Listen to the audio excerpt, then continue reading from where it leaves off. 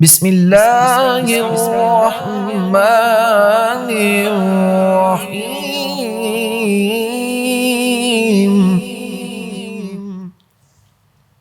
يا بني إسرائيل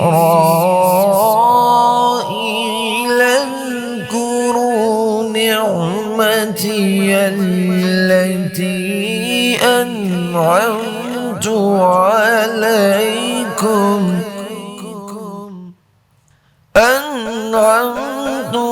عليكم وأوفوا بعهدي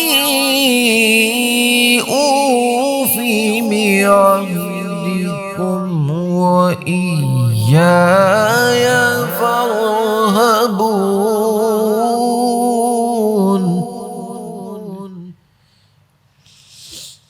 وآمنوا بما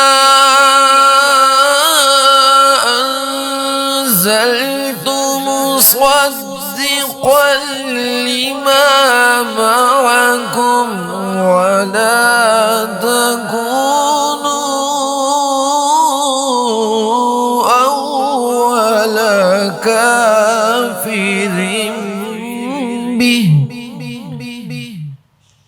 ولا تشتروا بآياتي ثمنا قليلا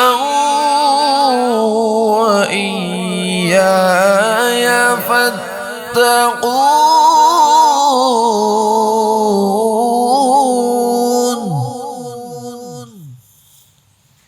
ولا تلبسوا الحق بالباطل وتكتموا الحق وأنتم تعلمون.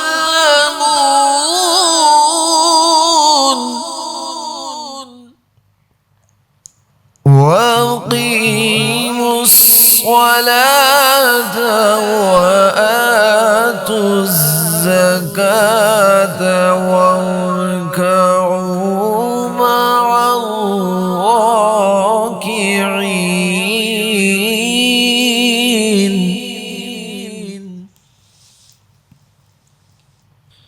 أتأمرون الناس بالبر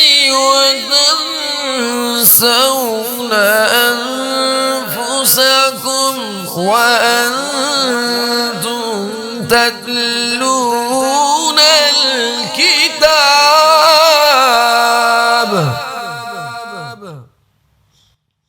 أفلا تعقلون.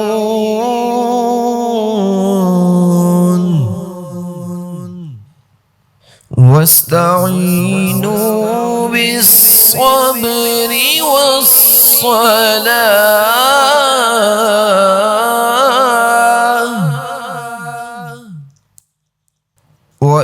وإنها لكبيرة إلا على الخاشعين الذين يظنون أنهم ملاقو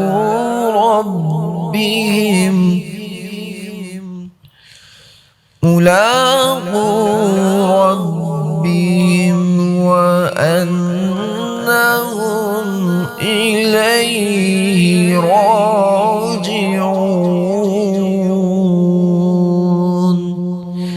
صدق الله